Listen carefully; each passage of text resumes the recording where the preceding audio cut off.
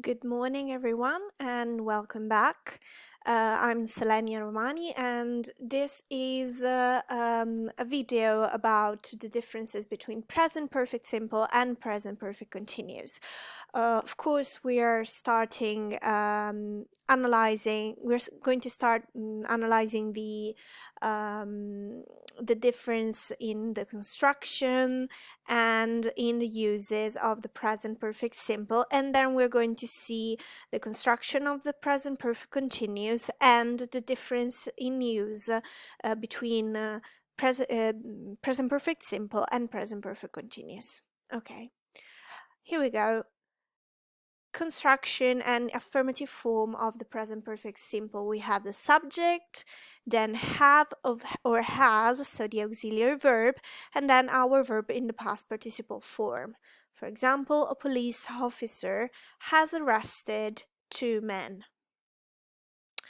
Of course, if the verb of the sentence is regular, as in the example above, you just add ed to the verb.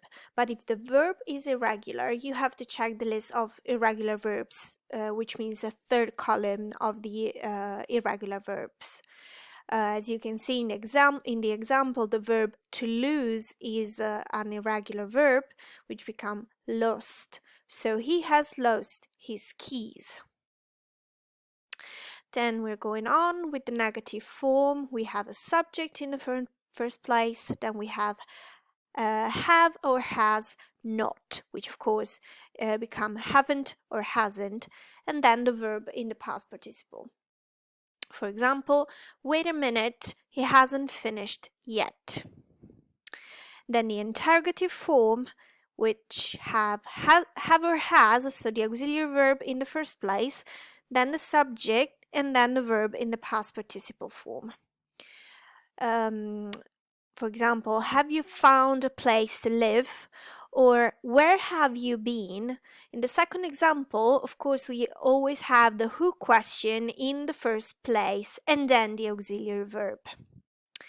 Let's move on to the uses of the present perfect simple. Number one, we can use the present perfect simple to talk about an action or an event that has started in the past but has consequences in the present. For example, he told me his name, but I have forgotten it. So, which means I can't remember it now in the present. He told me his name in the past, and now I can't remember it. Number two, we use the present perfect simple to talk about an action or event that has started in the past and continues up until the present moment. For example, we haven't had any problems so far.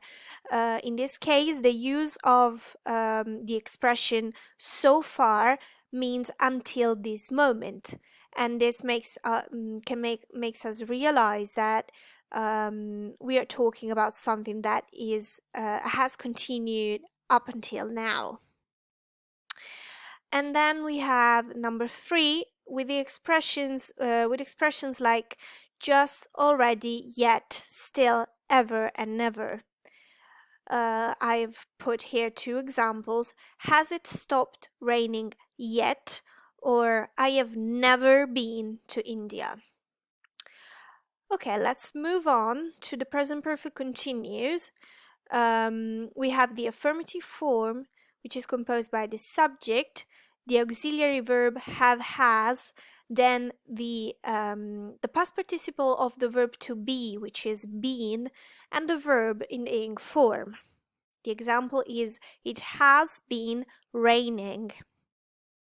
Then we have the negative form, which is composed by the subject, have or has, then not, so haven't or hasn't, then been, and last the verb in the ing form.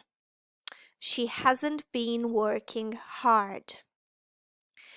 And last, we have the interrogative form, which is composed by the auxiliary verb in the first place, have or has, then the subject, then been, and then the verb in the ing form. The example is, have you been waiting long? Or, of course, if you have a question with a who question, you have to put the who question in the first place. And the example here is, what have you been doing? Now we're going to see the difference in use between the present perfect simple and the present perfect continuous. So in this table here, we can see in the present perfect simple, number 1 is to focus on the result of an activity, of the activity. The example is, I have fixed the car, so now the car is working. The result of this activity is that the car is now working. On the other hand, the present perfect continuous focus on the activity or event itself. So the example is, he has been reading the newspaper while he was waiting. So in this case, we are not interested in what he was reading or how many pages he has read, but we're just interested in how he passed the time. So the activity, which is to read.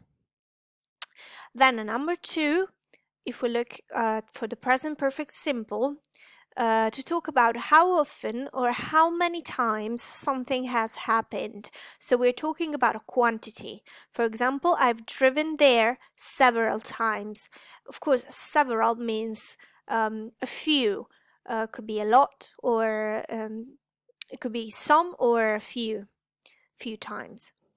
Then we have number 2 is the present perfect continuous is to talk about how long something has been happening. So we're talking about a duration. And the example is, I have been driving since 5 o'clock this morning, which is a duration. Okay, thank you very much, everyone, for listening to me. And if you have any doubts or any questions, don't hesitate and ask. Thank you. Bye.